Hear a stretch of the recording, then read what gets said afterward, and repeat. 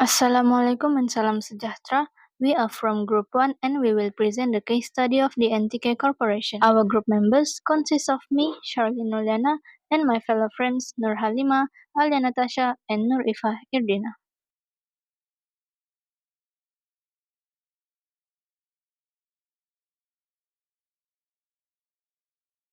We move to the first issue, which is overstatement of revenue and profit. According to FAR513, there are 5 steps need to be fulfilled, which are identify the contract, identify the performance obligation, determine the transaction price, allocate the transaction price, and recognize revenue when the performance obligation is satisfied. The standards requires revenue to be recognized only when control of the goods or services is transferred to the customer. For consignment sale, control is not transferred upon delivery because consignee only pays after selling the goods to the end customers. Since Omega will pay NTK after selling the goods to the end customer, this arrangement is known as consignment sale. Therefore, NTK should not recognize revenue upon delivery. Recognizing the revenue in the full amount immediately would violating the FAR513 as well as overstating the revenue and the profit. Next, we move to the explanation of assumptions, estimates, and the professional judgment. According to FAR513, it is assumed that the arrangement between NTK and Omega Trading Berhad is a consignment sale arrangement because NTK retain control of the goods until they are sold to the end customers. Here, Omega act as an agent or intermediaries rather than purchasing the good outright. Also, management need to estimate the expected sales, returns, discounts, and adjustments to determine the amount and timing of revenue to be recognized. Therefore, the professional judgment is required to ensure whether the control of the goods has been transferred based on the terms, risks, and the obligations of the arrangement to ensure compliance with FAR513. Lastly, we move to the impact on the financial statements. Premature revenue recognition causing revenue and profit to be overstated, while the inventory is understated because the goods that remains under NTK's control should not be recognized as sales. This results in financial statements that do not comply with FAR513. Next, we move to the second issue, which relates to the understatement of depreciation expenses. According to FAR116, the useful life of asset should be reviewed at each financial year end. But any revision must be supported by evidence, such as changes in assets conditions, usage, or expected benefits.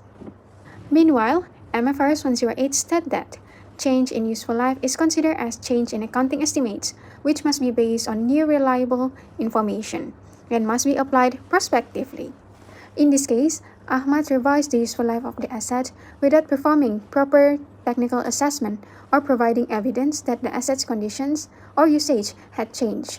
Therefore, the revision is not justified and does not comply with FAR116 and FAR108.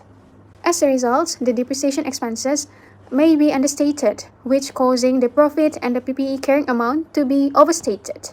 Now, I will explain for the assumption, estimates, and the professional judgment. First, the assumption is that there is no significant change in the asset's conditions or usage as Ahmad did not provide any reliable information or proper technical assessments. For the estimates, the useful life of PPE is an accounting estimate because it affects the amount of depreciation to be recognized. Therefore, any changes to the useful life must be based on new and reliable information.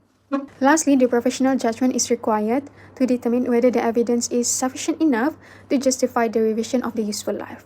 In this case, Ahmad revised the useful life without proper assessments, therefore the change is not supported by appropriate judgment under FAR116 and FAR108. Now I will explain the impact on the financial statements. Since Ahmad extended the useful life of the asset without proper justification, the company will recognize lower depreciation expenses than it should. As a result, profit before tax and net profit will be overstated because the asset is understated.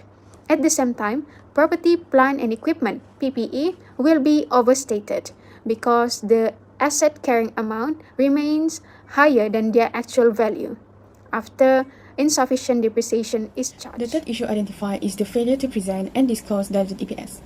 Under FAR133 earnings per share, entities are required to disclose both basic EPS and diluted EPS when they have potential ordinary share.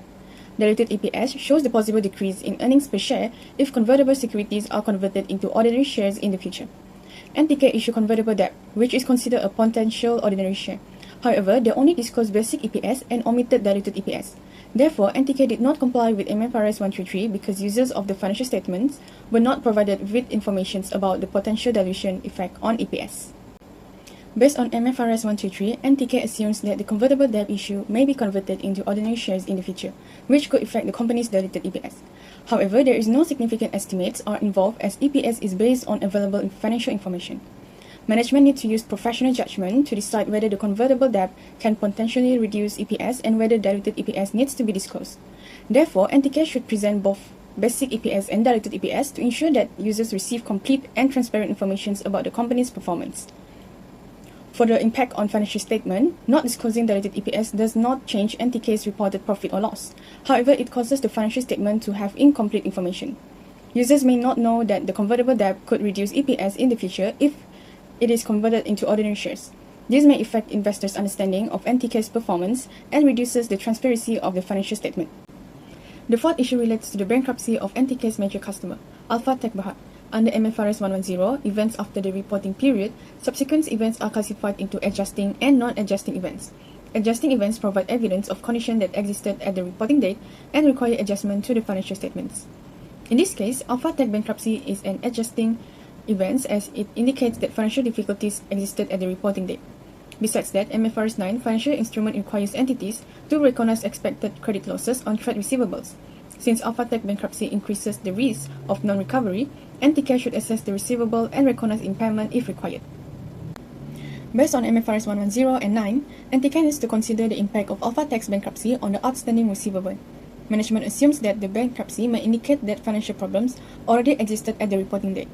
Management also needs to estimate how much of the receivable can still be recovered. Furthermore, management needs to use judgment to determine whether the bankruptcy is an adjusting event and whether an impairment loss should be recognized. Therefore, the accounting treatment is that NTK should recognize an impairment loss on the receivable if it is determined that the amount cannot be fully recovered. For the impact on the financial statements, failure to recognize the impairment loss may cause NTK's trade receivable to be overstated because the amount may not be fully recoverable. As a result, total assets, profit, and retained earnings may also be overstated because the impairment expenses is not recorded. Therefore, the financial statement may not show NTK's actual financial position and could mislead users when making decisions.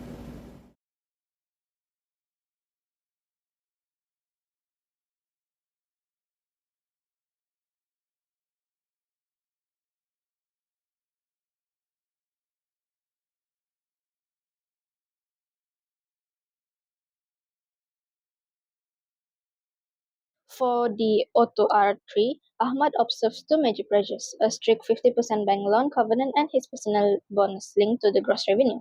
Instead of managing the standard as business risk, his immediate thought process shifts to self-preservation and personal greed. He intentionally devised a scheme where he manipulates the asset lifespans and borrowing NTK clients Alpha Tech bankruptcy to bypass regulations and protect his compensation. Ahmad is not acting out of ignorance because he do understand that his directives explicitly violate MFRS and severely distorts the company through financial health, but he still consciously chooses to mislead the bank and investors to maintain a false illusion of stability. Next, Ahmad fails to remember his legal and fiduciary liabilities as a director under the Companies Act 2016, which entirely discards his moral duty to protect shareholders, creditors, and the public. There is a total of absence of reflection and remorse too.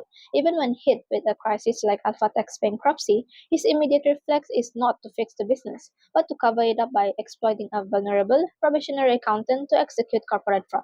Next, for the ADAP concept and IAMN, Ahmad's intention is fundamentally corrupt since it is driven entirely by greed to maximize his bonus and deception where he hid the loan covenant breach from Zenith Bank to maintain fake investor confidence. Instead of resolving company's financial struggles through legitimate business strategies, Ahmad directs his effort toward corporate fraud.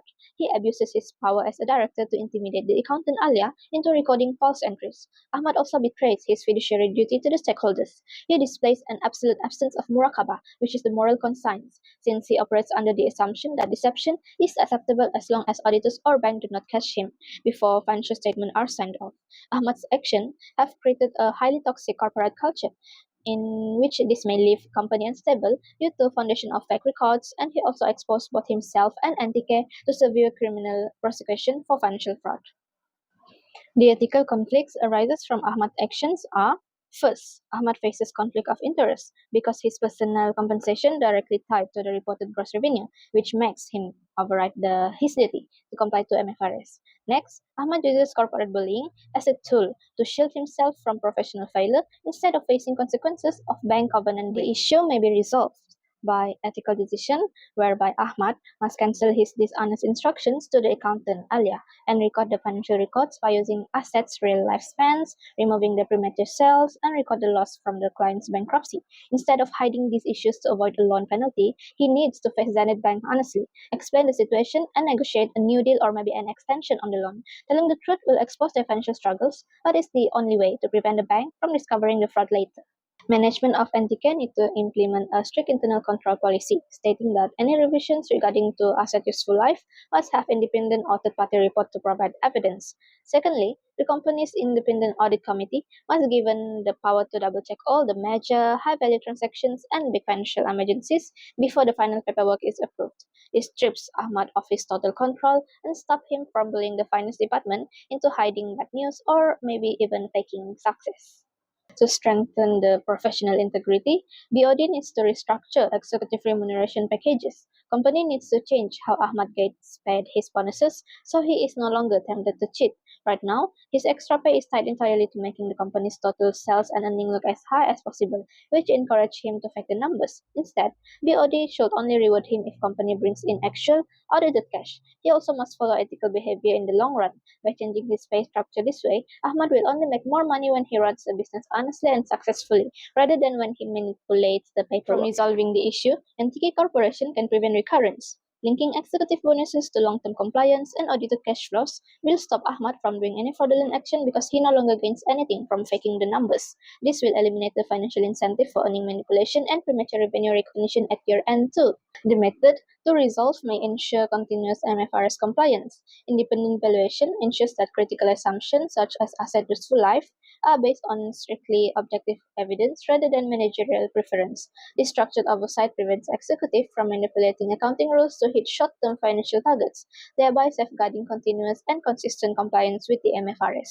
Resolving Ahmad issues also will promote ethical practices and sustainability. Disclosing the Alpha Tech bankruptcy transparently to Zenith Bank protects NTK's reputation for corporate integrity and market trust. Although addressing the covenant breach may cause short-term challenges during the debt restructuring, proactive honesty prevents catastrophic consequences later, such as criminal fraud charges, severe legal liabilities, and forced liquidation. This transparency surely ensures the company's true long-term survival and preserve its going concern Next, status. we will explain the other concept due to OTR3. In this situation, Allyah observed that Ahmad has instructed her to approve financial statements that do not comply with the MFRS. As a professional accountant, she immediately recognized that these financial statements contain misleading information which could affect the decision of investors, creditors, and other stakeholders. Secondly, as a probationary employer, I think that if she refuses to follow Ahmad's instructions, she fears that she's losing her job. However, she must also consider her professional responsibilities and the consequences of her actions. After that, Allyah should remember that financial reporting must comply with accounting standards and company law. Preparing misleading financial statement is both unethical and illegal. Next, Alice understood and realized that the instruction violate MFRS 15, MFRS 116, MFRS 1110, and MFRS 123 that making the financial statement inaccurate and unethical. Finally, further reflect, Alice should choose the ethical course of action by refusing to approve the misleading financial statements and reporting the issue through the appropriate channel. From the NIMM perspective, Allyah's Niyat is affected because she prioritized job security over professional integrity. However, Allyah's Ikhtiar is weak as she does not seek an ethical solution. After that, Allyah's Muraqabah is weakened because fear of management outweighed her sense of accountability and responsibility. Next, Allyah's Amanah is compromised by approving misleading financial statement. And lastly, Allyah's Natija includes legal liability, disciplinary action, and loss of professional integrity. Based on this case, there are two ethical dilemmas that Allyah faces. The first one is Allyah faces an intimidation threat, creating a conflict between job security and compliance with financial standards. And the second one is Allyah mistakenly believed that following the director's instructions relieve her of professional and legal responsibility. To resolve this issue, Allyah should formally document her objections to the MFR's violation in an official memorandum addressed to Ahmad. Instead of relying on verbal communication, she should clearly explain which accounting standards have been violated and why the financial statements are misleading. This written documentation serves as evidence that she raised her concerns professionally and did not willingly participate in unethical reporting. It also protects Allyah if any investigation takes place in the future, as she can prove that she attempted to prevent the misconduct. Second, if Ahmad ignores her concerns or insists that the financial statement remain unchanged, Allyah should escalate the matter to the audit committee or the internal auditors. These parties are responsible for overseeing the company's internal control, financial reporting, and compliance with accounting standards. By reporting the issue to an independent body within the company provides an opportunity for the matter to be reviewed objectively. The audit committee or internal auditors can investigate this situation, assess whether the financial statement comply with MFRS, and recommend the necessary corrective actions before they are released to stakeholders. This step demonstrates that Allyah has followed the proper reporting procedures within the organizations. Finally, if the company still refuses to correct the misleading financial statement after the internal reporting, Allyah should report the misconduct through the appropriate whistleblowing channel, such as the Malaysian Institute of Accountants or the Security Commission Malaysia. Although this may be a difficult decision, professional accountants have a responsibility to act in the public interest. Reporting the misconduct helps prevent investors, creditors, and other stakeholders from relying on false financial information. It also reinforces the importance of accountability, transparency, and ethical conduct within the accounting professions. Moving on to operational reflections, first, to prevent any recurrence of fraudulent activities, we recommend implementing an independent whistleblowing channel. This provides a safe, confidential avenue for employees to report irregularities without fear of retaliation. Crucially, establishing this independent mechanism prevents future executives from misusing the authority to pressure subordinates into unethical or fraudulent actions. Next, safeguarding the integrity of financial reporting requires continuous compliance with MFR standards. We can achieve this by providing accountants with formal protective policies to raise technical concerns and formally document objections. When the finance team is empowered to stand their ground on compliance issues, it ensures that all accounts consistently present a true and fair view of the business. Finally, looking at the human and cultural elements, Allyah's ethical actions serve as a benchmark. By promoting a culture of integrity within the finance department, we reinforce core professional ethics, specifically amanah, trust, and ensure strong stakeholders' protections. Ultimately, true financial sustainability is built on a firm commitment to ethical decision making. That's all from our group. Thank you for watching.